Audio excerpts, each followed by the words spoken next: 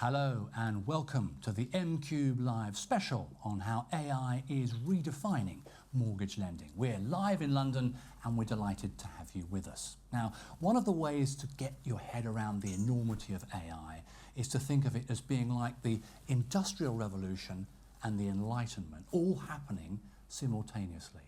It's a technology so powerful, it's transforming not just the way we work, but also how we think. And one day we may even be outsourcing not just our jobs, our tasks, but our thinking to machines. Whether you love AI and see it as a business opportunity or whether you see it as a threat, AI is too important to ignore. And nowhere is that truer than in the mortgage industry. Ours is a sector which often relies on complex but repetitive tasks like underwriting. And it's here that AI is turbocharging productivity and improving outcomes for customers. But this is just the start. And today we're exploring how much AI is pushing the boundaries, pushing the frontiers of what is possible in mortgage lending. And we'll be asking the big questions about how far and how fast things should go and how we ensure that customers are protected. So, big questions, and I'm pleased to say that we've got a big panel to answer them. Let's meet them. Panel, a very warm welcome to the show. Experts from across the mortgage industry. Perhaps we should start with you guys introducing yourselves. Hello, I'm Rob Thickett. I'm Policy Manager at the Building Society Association.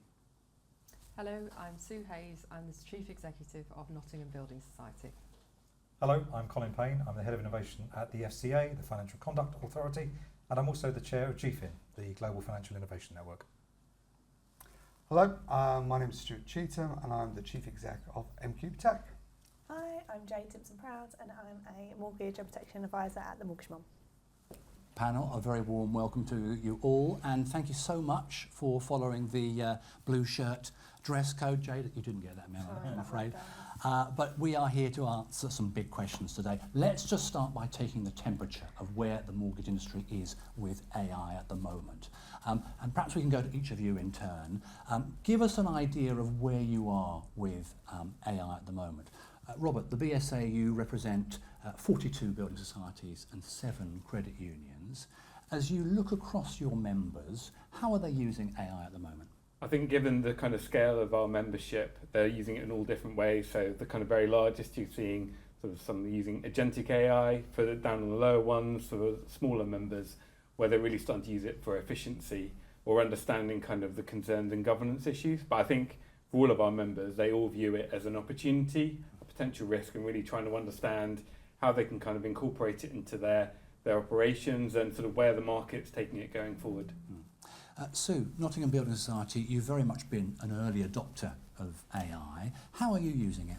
So I just would say it's quite foundational still at the moment, but I think our best use case is the MQube system that we've worked with MQube on, which is all about how we can absorb data and documents and how we can verify them, read them. And in terms of underwriting, that basically takes out a lot of the manual tasks when we do trust it to do it. And that's one of the things that is one of the issues, is getting people to be confident enough to trust it. Colin, a slightly different version of that question for you. So as a regulator, where does AI sit in the kind of inbox of issues that you're dealing with at the FCA? Yeah, I mean, it's a critical issue for us now. We've been using AI ourselves for some time now, as you'd expect. But as AI has developed into a probabilistic system rather than the previous system, which has been around for maybe a couple of decades, we've had to lean in far, far harder, work with firms, and we've created an AI lab because we recognise it as a serious change, a general purpose technology. As you said right at the beginning, this is an absolutely critical period. It's an inflection point for AI, so we have to work alongside our firms to help them. Stuart, AI is kind of at the core of what you do at MQube. Give us an idea of what you're using it for at the moment and where you think you'll go with it.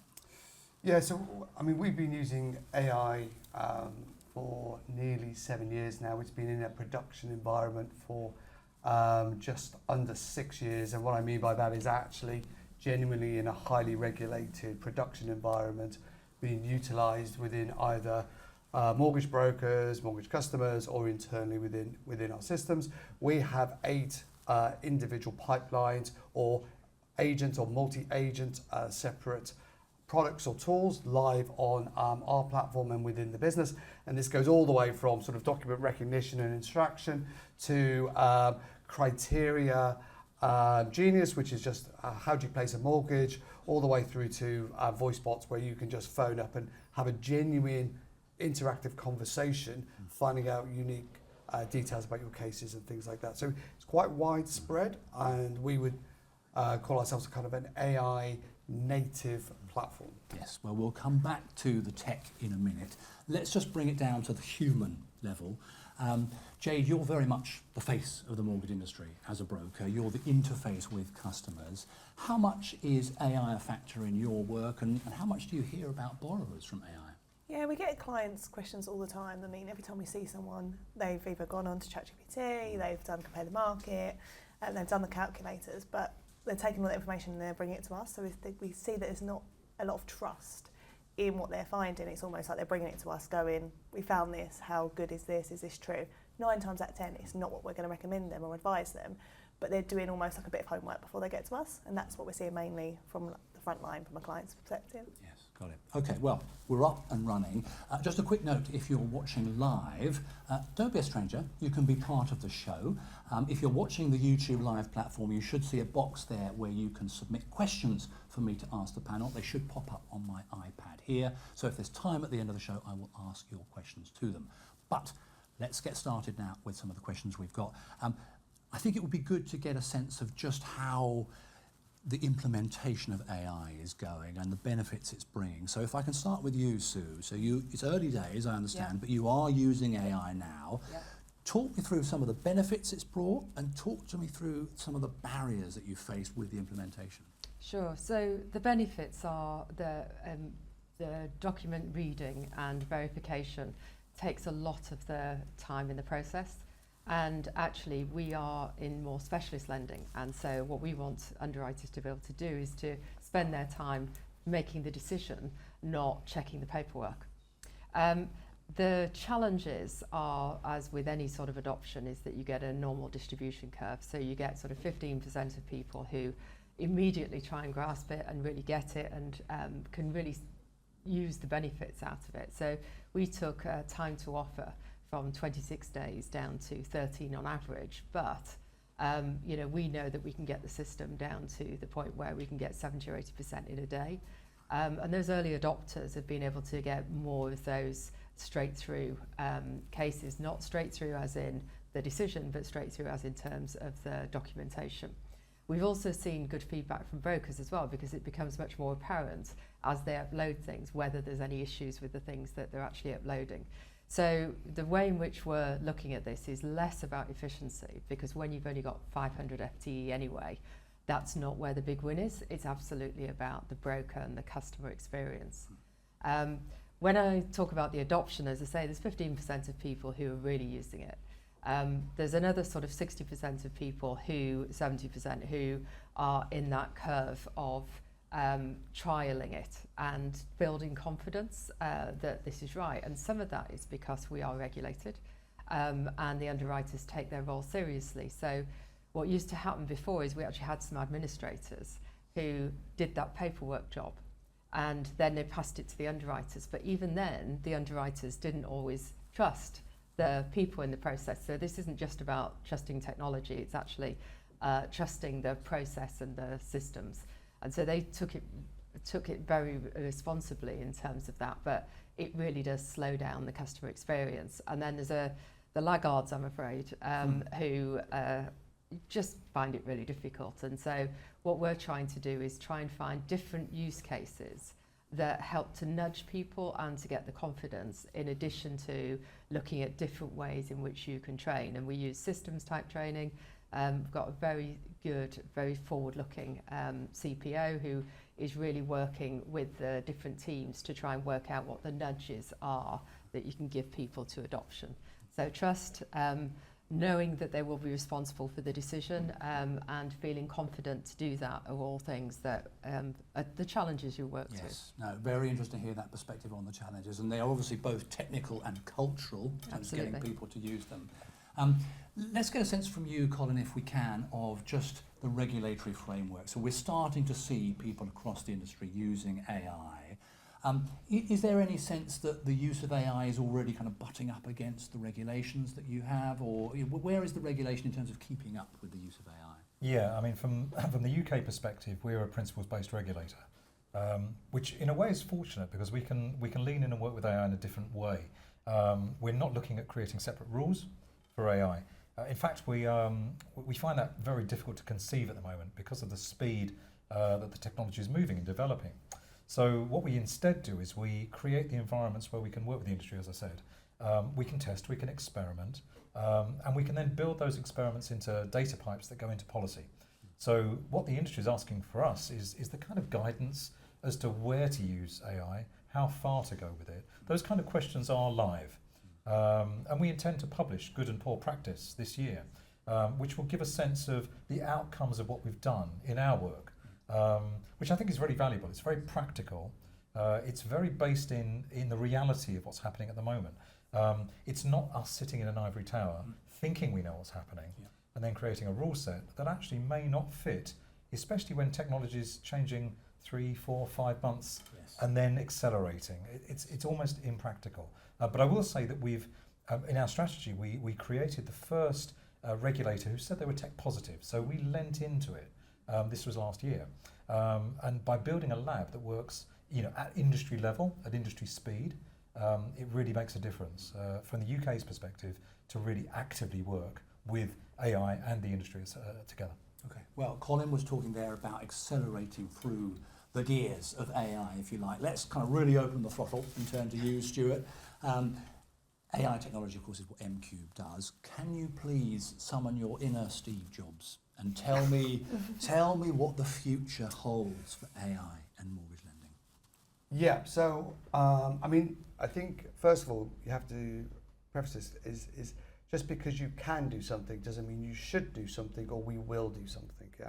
So the statement to say is AI, as we kind of use this big term called AI, capable of doing most human roles in mortgages or lending today, it's an absolute yes.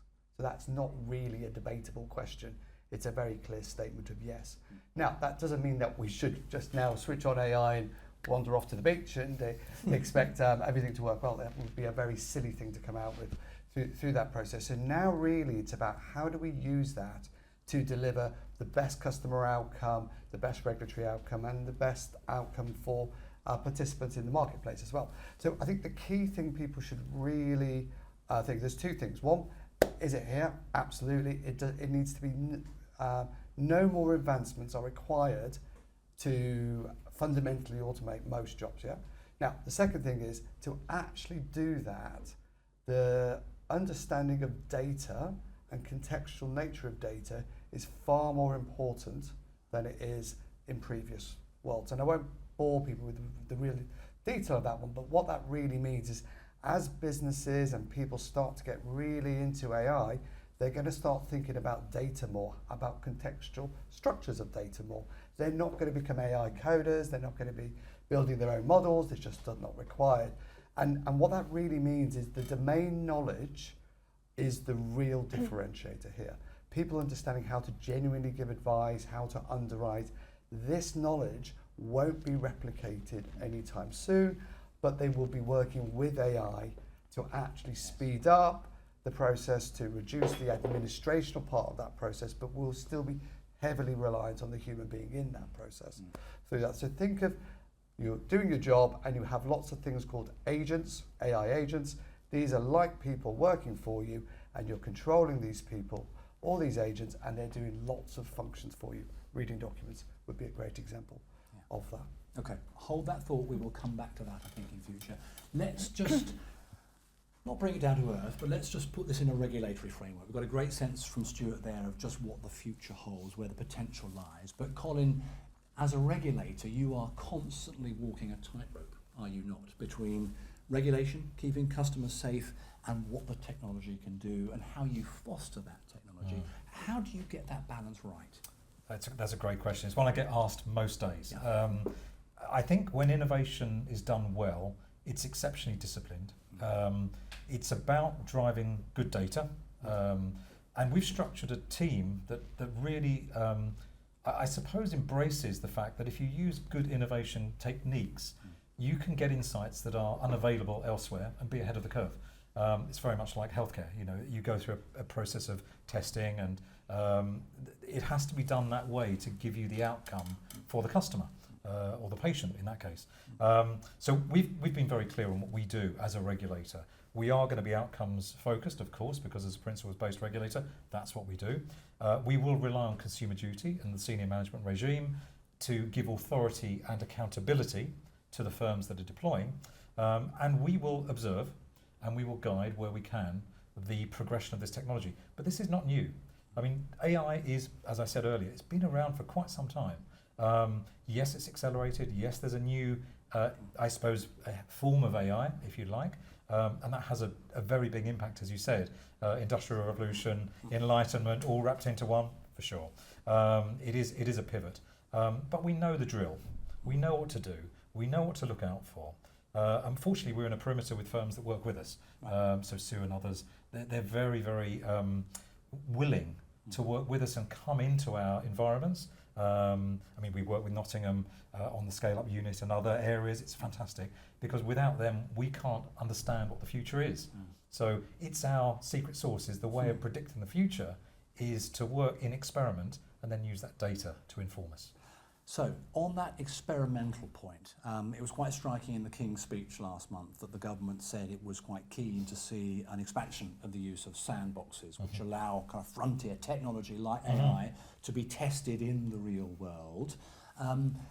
Sandboxes, that's something you're quite keen on at the FCA, isn't it?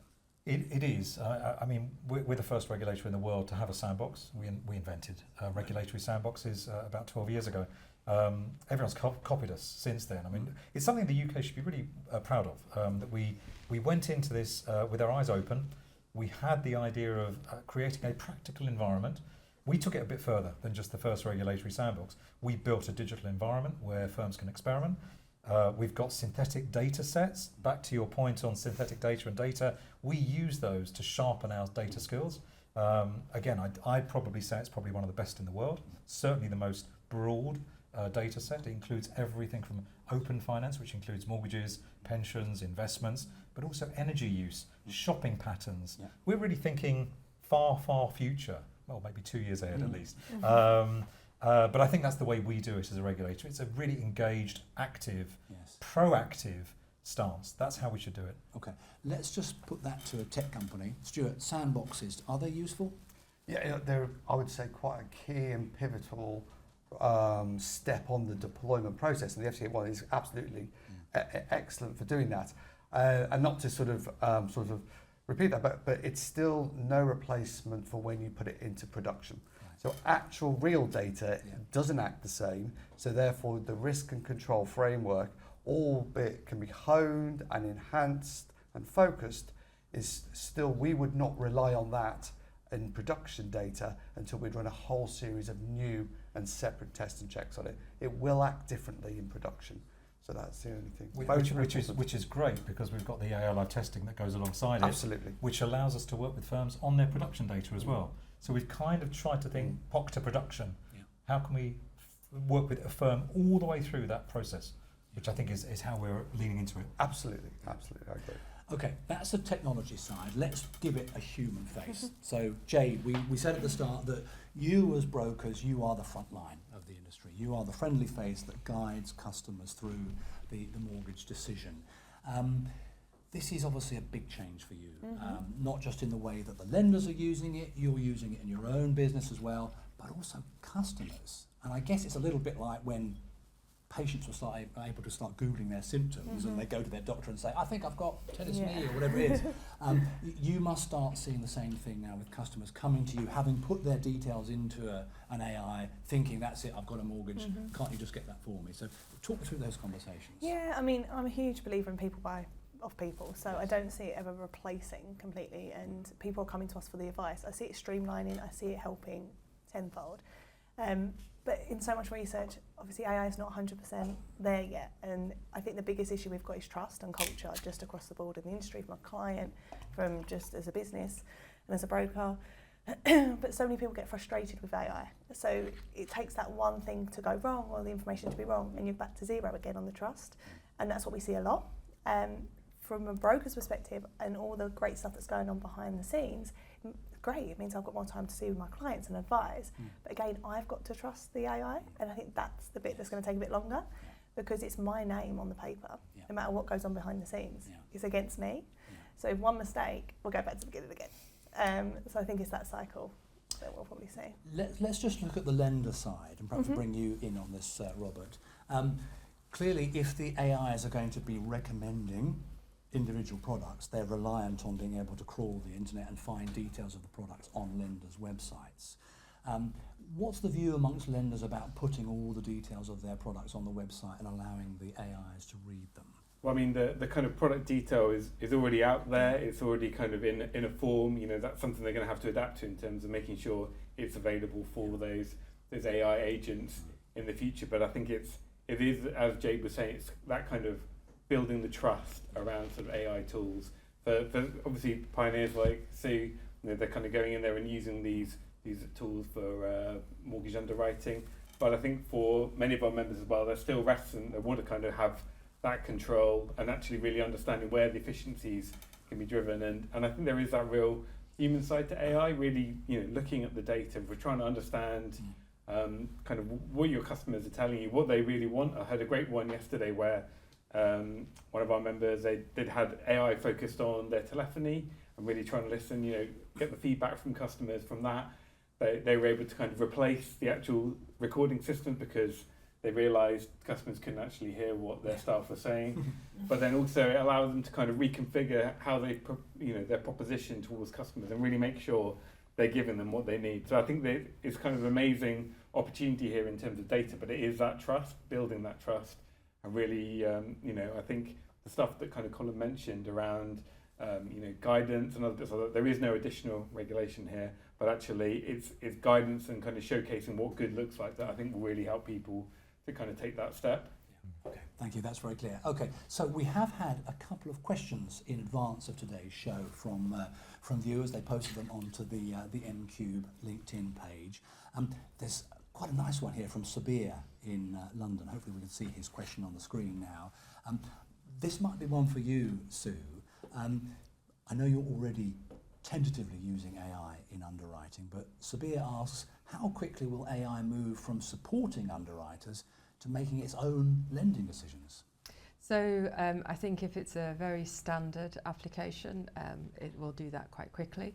I think for many of the building societies, as I said earlier, they're in more specialist areas. And the phrase that I think is helpful is co-intelligence. And for me, it's about how much the AI can help to support the decision and give options and recommendations.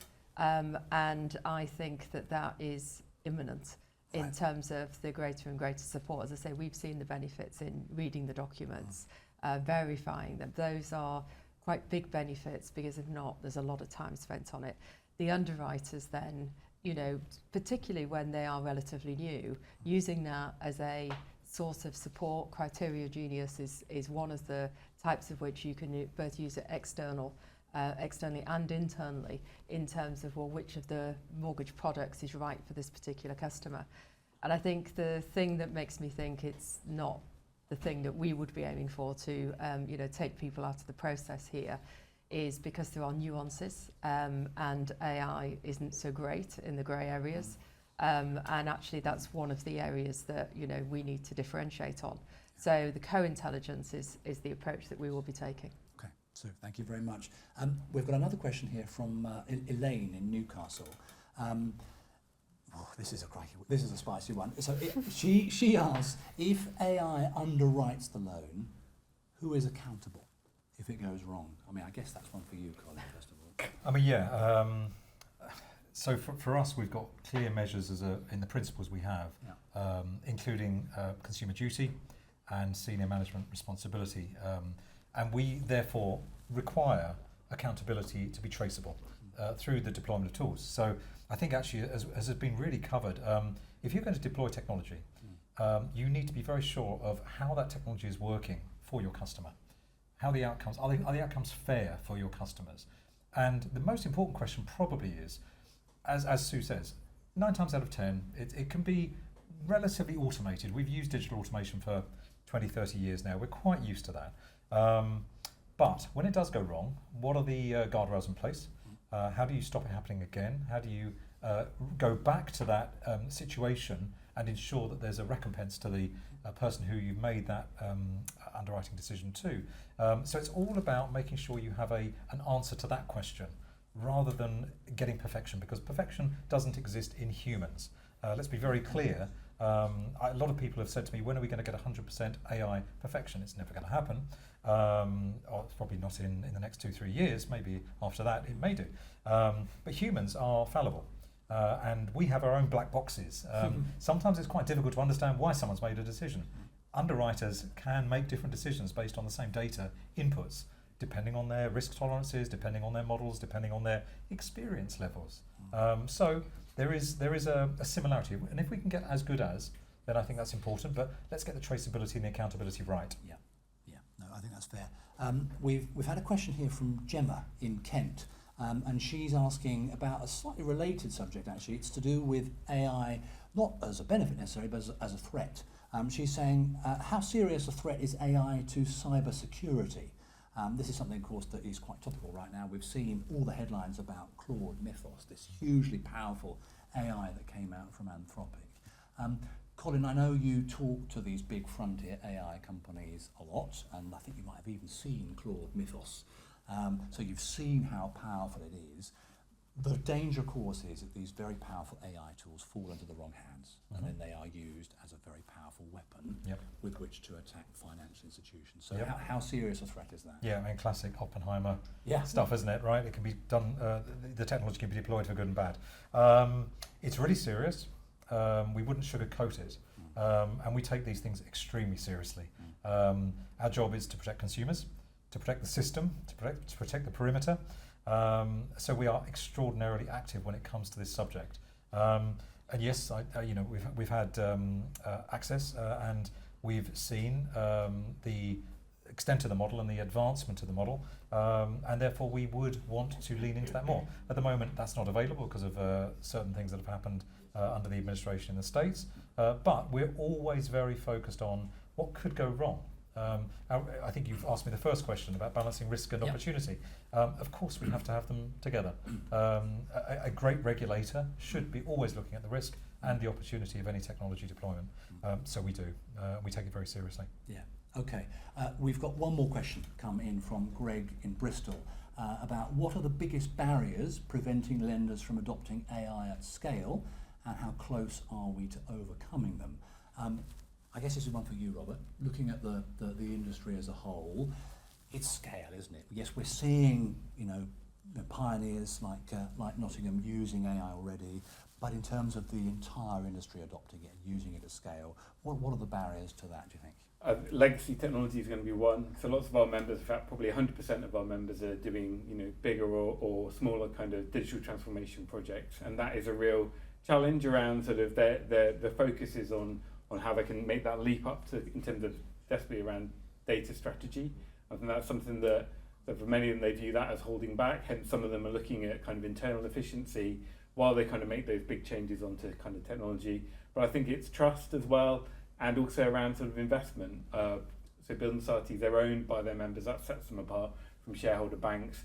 One of those questions that a number of our members have kind of said is, when they're looking at big investment decisions, especially around AI, will this make kind of a valuable difference to our members? Will this really kind of make the ticket up to that? So that is kind of one of their considerations of where they're looking to do this. But I can see all the kind of efficiencies, especially around sort of mortgage underwriting, is going to become one of those things that firms are going to have to kind of deploy to some extent to catch up on. But many of our members also, they focus on specialist lending for sort of non-vanilla customers, non-vanilla properties, and having that sort of, I think, they're still wanting to actually sift through the data and actually make sure they're making the right decision here for the customers as well. So I think there's that trust, that's the kind of behaviour within the industry as well. But as Colin says, the kind of advances that are being made here, you can't really see that within 5 years' time that things are going to look different in some respects. Well, Can I think, yes. Sorry, I was just going to say, can I just add, because I think there's 3 things for us which I just build on your points, Robert. So for us, it's around data, and it's the data in the right format to really be able to use it. And, you know, how can you use the APIs, which we do have on the system, to be able to get external data in. The second one is culture, as we've said, and capability, because, you know, to use it confidently, you've got to be good at prompts, and that's a whole new skill set that we need to get into people who have not ever tried to do this type of thing before. And then the third thing is actually just the risk appetite of boards, as well as the people themselves, because people who go into building societies and banking don't tend to be high-risk individuals. And so, you know, it kind of builds into the culture, but also the board want to know that you're doing it in a controlled manner and that you're not opening your data sources more externally so that you're impacted by things like cyber. So I think there's a massive need for education, learning, and we're spending more and more time just going out and seeing what other people are doing, because as an organisation, you can't come up with everything yourself when you're quite small. So going to see the best of what's elsewhere and then partnering with them are the big things that I think will enable us further. Okay, Sue, thank you very much. Okay, one final question for everyone here, and I'm going to riff off something you mentioned a minute ago, Robert, which is the next 5 years. So this is kind of crystal ball time, and I'm going to ask each of you in turn, where do you think the industry will be with AI in 5 years' time?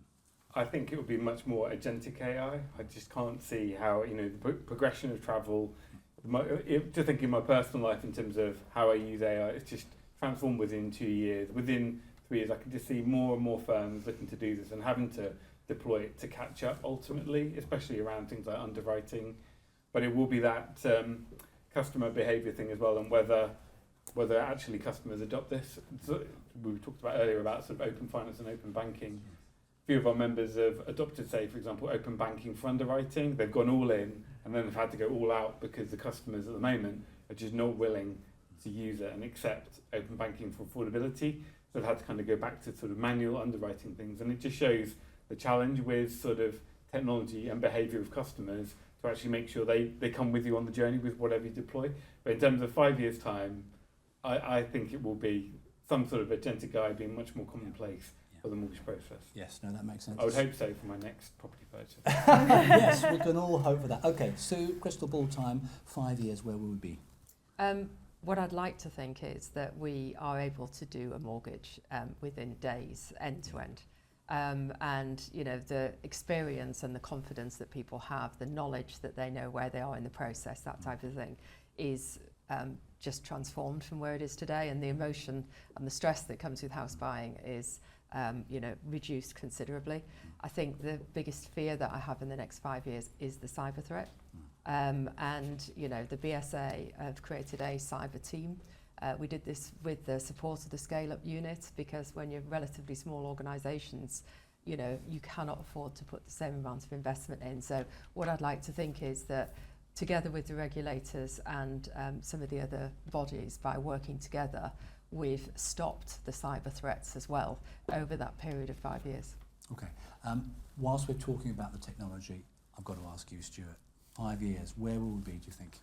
Yeah, I mean, it's quite a hard question to answer that, because every 6 weeks the world's changing so fast and things like this. But so the best way I try and summarise this, so think about whatever job you're doing, and probably this is relevant for maybe about 85% of people. It doesn't really matter if you're in mortgages or in really whatever kind of industry or function. Think about a driverless car today. So this is technology that we probably all use today. You know, can the car go from A to B? Absolutely. We are no longer required. It's proven. It's not really up for debate. However, what the regulator says, well, at the moment anyway, is hands on the wheel, eyes on the road. And if you deviate from this, that actually pulls the car over, alarms goes off. That will be the function of people's roles going forward. This will not be without people, but all of those other tasks going on behind the scenes will be driven by the AI. So try and imagine whatever role you're doing, that is the outcome for it. And before everyone suddenly goes all doom and gloom on this stuff and down sort of a negative hole, and I'll do a shameless plug here, go onto the MQube LinkedIn page, look at posts we're doing. So I posted yesterday, and I will post later today, the argument where AI will create employment, and it will the argument for where it will create more unemployment. There is really a huge debate right now what will happen, and I don't think anybody genuinely knows. So people shouldn't fear this. You know, your education is key. Embrace it. That's the vision for you, and just look at those counter arguments about whether it's going to be good, whether it's going to be bad in your own mind, and what you need to do as an individual to be on one of those sides of the argument. Okay, let's cross to Jade now.